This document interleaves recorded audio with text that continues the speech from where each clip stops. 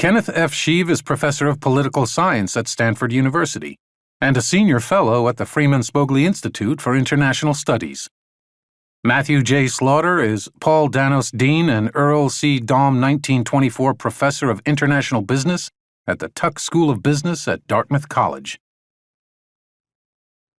We live in a time of protectionist backlash.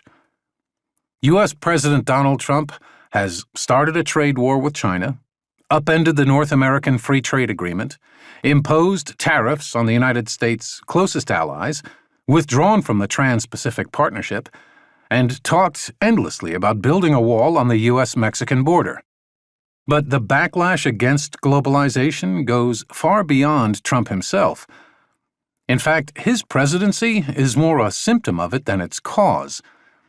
Even as they may decry Trump's particular methods, many voters and politicians in both parties approve of his objectives. By now, it is well known that this backlash followed a dramatic rise in inequality in the United States.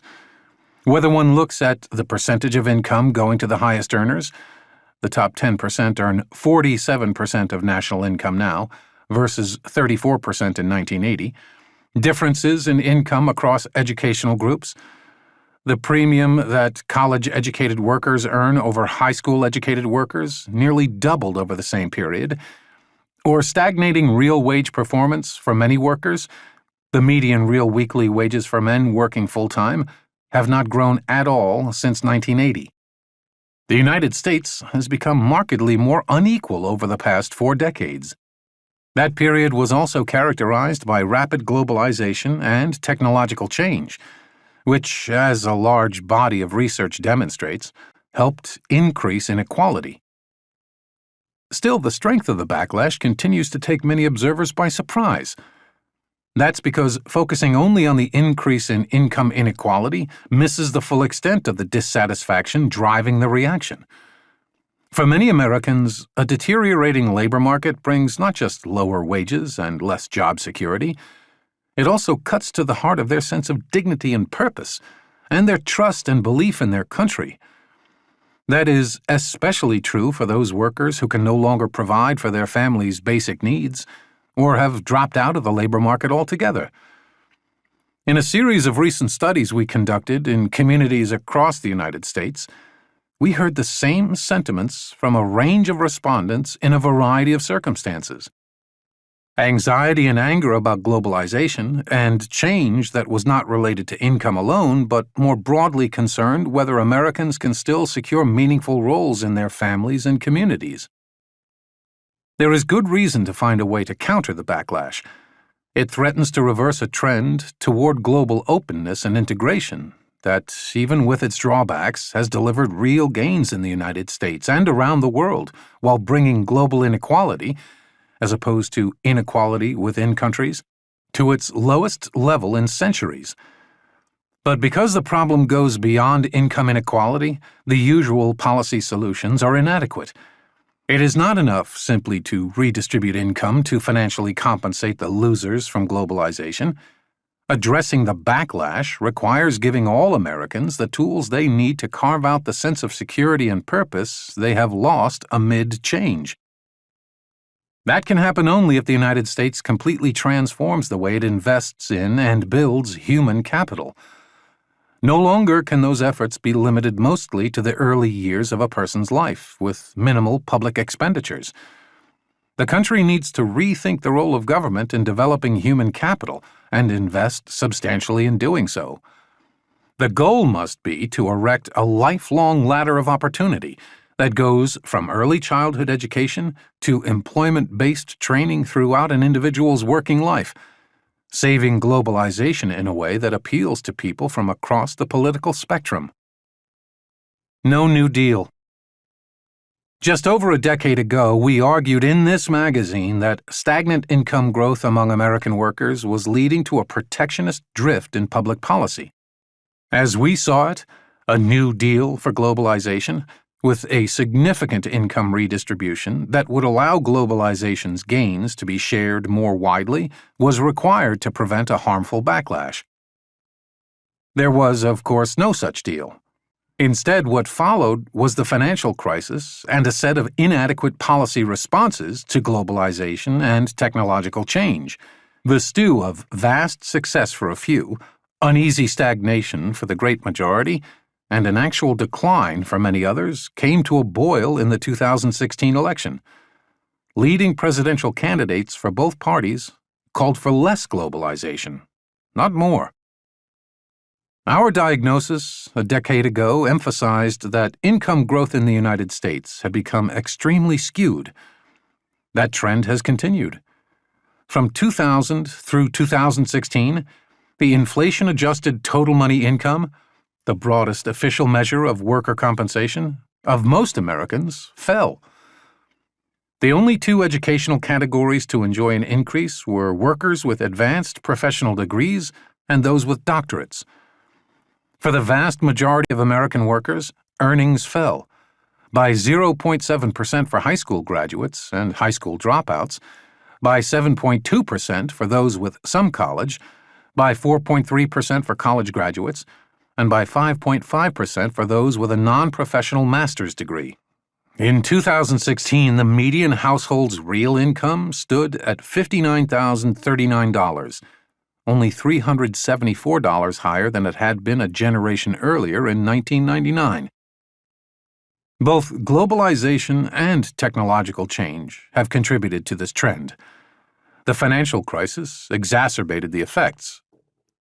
Because of the plunge in home prices, the net worth of the median U.S. household in 2016 was 30% less than it was in 2007. As research by David Autor, David Dorn, and Gordon Hanson found, about 40% of the decline in U.S. manufacturing employment between 2000 and 2007 was due to surging U.S. imports from China, with persistent income losses in the communities most exposed to this trade competition. Of course, technology has also played a role, but so far the backlash has focused on globalization, at least in part because citizens see technological change as both inevitable and fair, and globalization as neither. Identity and fairness. Even as income inequality has grown over the past decade, it explains only part of the anxiety and dissatisfaction. Changes in labor markets have undermined people's ability to fulfill their expected roles in their families and their communities. And so people have grown angry at globalization for eroding both their identity and their basic sense of fairness. People care not just about their absolute levels of income, but also about their incomes over time, relative to their expectations and relative to what their parents made and other reference points. In the United States today, fewer children are growing up to earn more than their parents. For the cohort of Americans born in 1940, more than 90% earned more at age 30 than their parents did at the same age. For the cohort of Americans born in 1984, this share had fallen to barely 50%.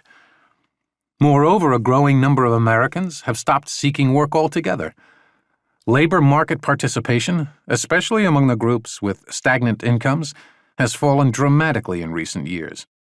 From 1970 to 2015, among American men with only a high school degree, the labor force participation rate fell from 98% to 85%. For American male high school dropouts, that rate fell from 94% to 79%. The human consequences of these changes have been devastating. The economists, Ann Case and Angus Deaton, have shown that many of the groups with the poorest labor market outcomes, and non-Hispanic whites, without a college degree in particular, have seen their health deteriorate markedly, with surging deaths of despair, suicide, drug overdoses, alcohol poisoning, raising overall mortality rates. Other researchers have connected trade-induced income changes to poor health. Justin Pierce and Peter Schott, for example, have shown that counties whose economic structures gave them greater exposure to Chinese competition had higher rates of suicide. There has also been growing inequality across physical space. For most of American history, different regions have grown more equal in relation to one another over time, as firms and workers have taken advantage of variations in cost. But more recently, this convergence has slowed or reversed. As the value of new ideas has dramatically increased, the value of living or locating a business in a large, high-talent city has grown. An accumulating body of research shows that workers are more productive when they are surrounded by other highly skilled workers. The metropolitan areas already doing well have thus started to do even better, while areas that are suffering have had a harder time catching up. As of 2016, there were 53 metropolitan areas in the United States with a population of at least 1 million. From 2010 through 2016, their output grew by an average of more than 14%, compared with under 7% for cities with populations under 250,000. Total employment in the largest cities grew by 15%, compared with just 4% in small cities and 2% in rural areas. Those 53 cities have accounted for 93% of the United States population growth over the past decade, even though they account for only 56% of the overall population. From 2010 through 2016, they also accounted for about 2/3 of total GDP growth and nearly 3/4 of total job growth. And even among the largest cities, there has been growing divergence. Over the last 3.5 decades, the difference in GDP per capita between the 10 wealthiest and the 10 poorest large cities more than doubled in real dollars. Amid such divergences, Americans have lost faith in the future. For decades, the Wall Street Journal and NBC have periodically asked, "Do you feel confident or not confident that life for our children's generation will be better than it has been for us?" Even during the 2 recessions that preceded the financial crisis, in 1990 and 2001, more Americans said they felt confident than said they felt not confident in their children's future. But more recently, that confidence has evaporated. Even in August 2017, the start of the 9th year of the current economic recovery, nearly twice as many Americans were not confident about the future as were confident. The case for globalization. If the backlash against globalization is driven by such developments, that does not mean that simply letting the backlash proceed, shutting down trade, cutting off imports, putting up walls, will solve the underlying problems.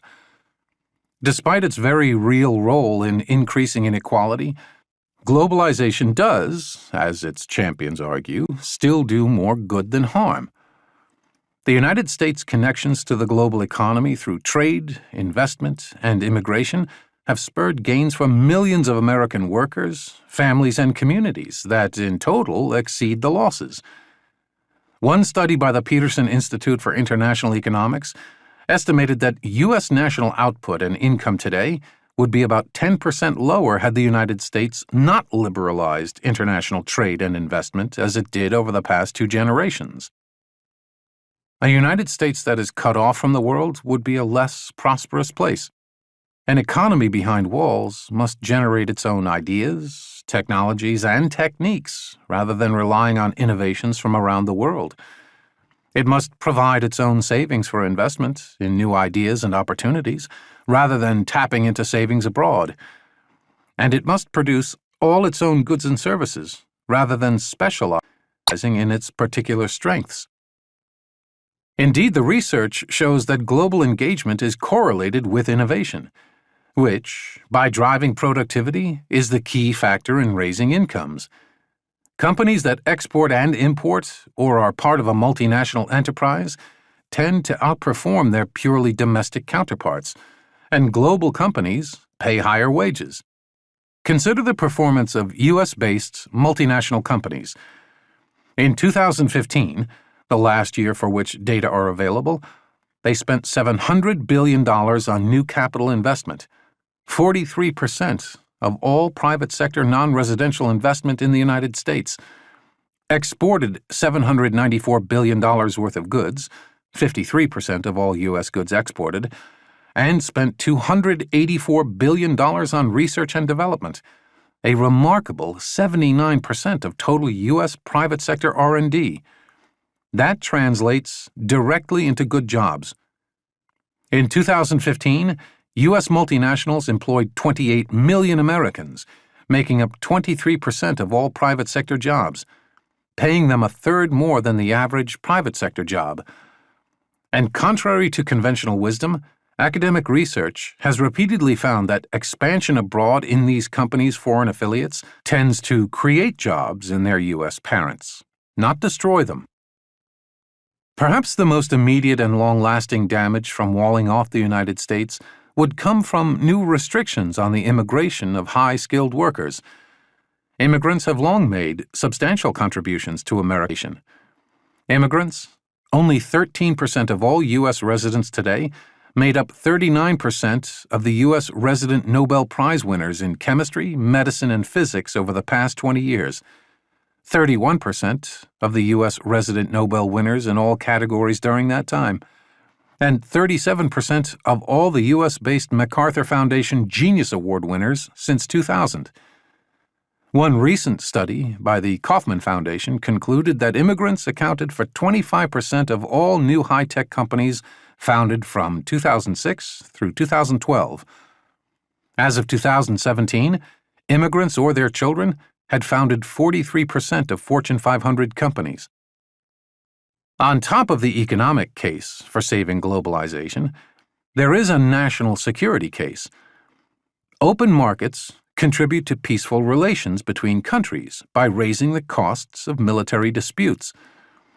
As trade fosters economic development, it also contributes to greater state capacity and political stability, preventing civil conflict and state failure, which can create the conditions for terrorism and other threats.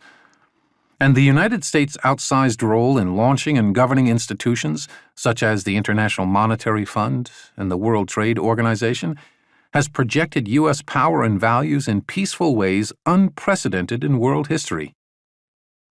A lifelong ladder of opportunity. If globalization has substantial benefits, but is contributing to the problem of growing inequality, what can be done?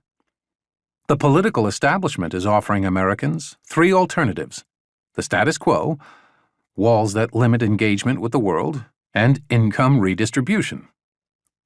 The status quo sparked the backlash and thus will only further inflame it. Walls will leave the country poorer and less secure. Redistribution should be part of the solution.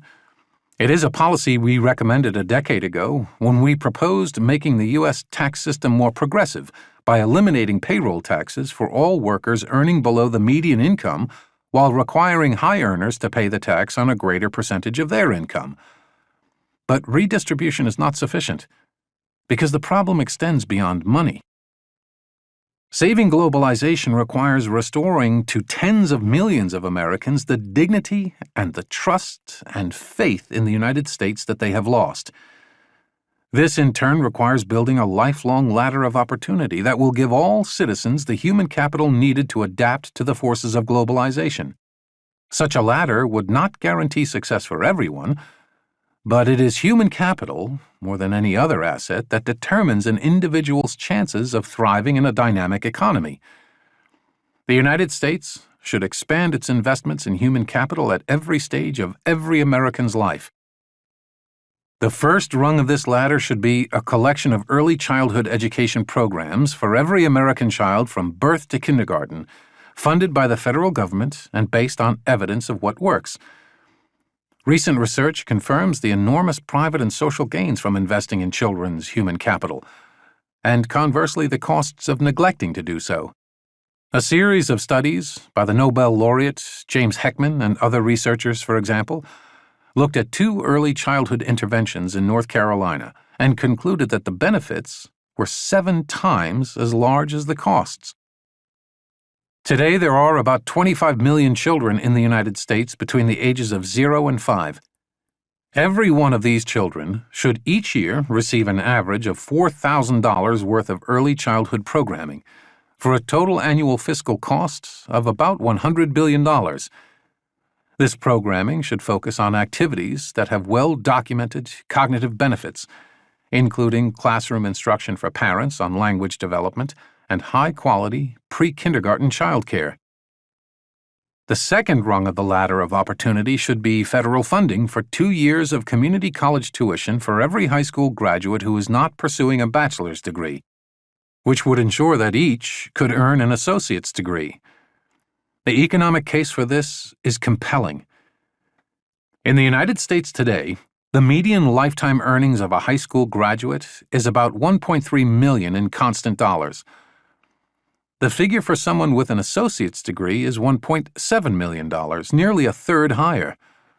That additional $400,000 in income comes from spending only about $30,000 on the typical 2-year associate's degree, a substantial return on investment, which is even larger for many in-demand programs, such as radiation therapy.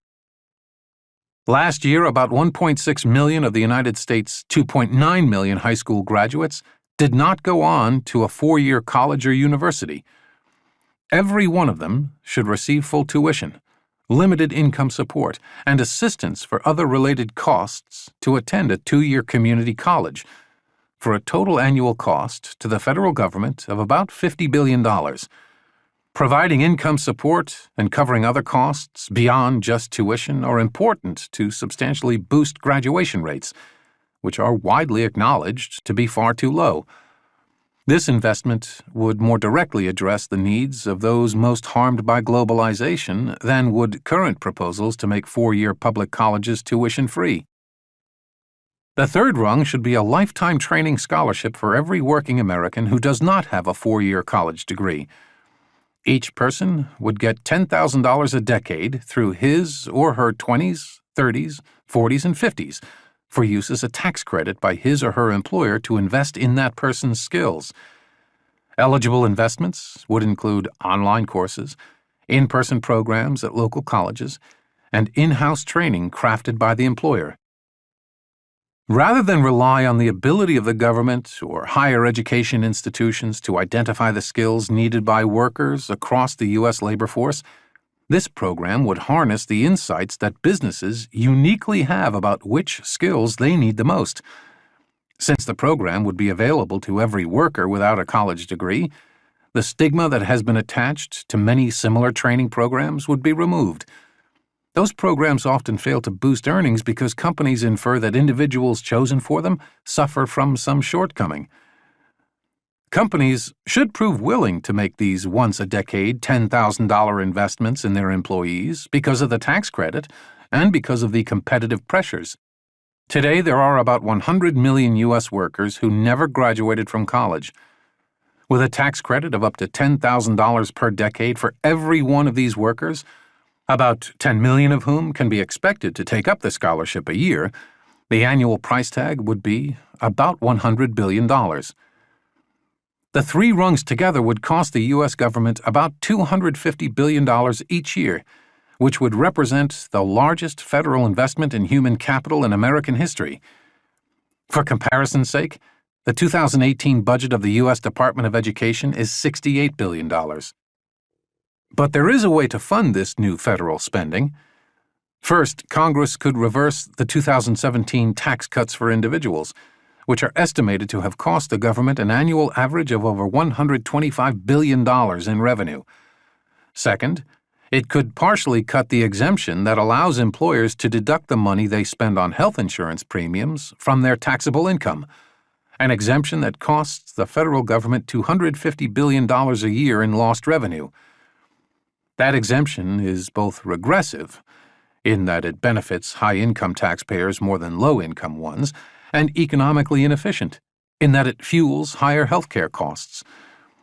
There are, of course, other ways to come up with $250 billion. The important point is that this investment in the human capital of Americans would be not just feasible, but also economically productive.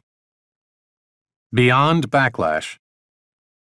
There is good reason to think that Americans will see a lifelong ladder of opportunity as a response both suited to the problem and in line with their particular goals and values, giving it a chance to help reestablish a political consensus in favor of globalization. We recently conducted a representative online survey of over 5,000 U.S. adults across the country, and asked them to think about how the U.S. economy could better deliver good jobs and incomes in today's world. We presented 3 broad policy options. The first was walls. Implement policies that reduce international trade, prevent firms from going overseas, and decrease immigration. The second, safety nets. Adopt new policies that substantially tax those firms and individuals that benefit from globalization, and then spend the new revenue on government income programs for everyone else. And the third, ladders. Adopt new policies that substantially tax those firms and individuals that benefit from globalization, and then spend the new revenue on programs, for example, training and education, that provide more people with greater opportunity to benefit from globalization. The third option, ladders, was overwhelmingly the preferred strategy. 45% of respondents selected it, versus just 29% opting for walls and 26% choosing safety nets. We also held focus groups in several cities and asked about the preference for ladders. Several points stood out in the discussions. First, participants emphasized that globalization does make significant contributions to overall growth. I think the whole economy has become a world economy, so I don't think you can start cutting off international trade, said one respondent. It's going to hurt everybody. Many also expressed ambivalence about programs that redistribute income, articulating a desire to help those in need, but also concerns about the fairness and incentive effects of such programs. Some of these respondents also stressed that such programs can sometimes generate as much resentment as globalization itself. Most important, a majority of the members of these focus groups recognized the ladder's strategy as a way to help people share in the benefits of a dynamic economy rather than just mitigate its harms. As one respondent put it, you're not just spreading revenue across to everybody, you're using it to provide greater opportunity and training and education, which then in theory should bring everybody up, also to where they benefit from trade. Many also stressed that the strategy would not just address income disparity, but also help workers fulfill their perceived duties to their families and communities. I want to take care of my family, one told us. I can start my own business if I want to. I think there are too many people who don't feel that way, who can't.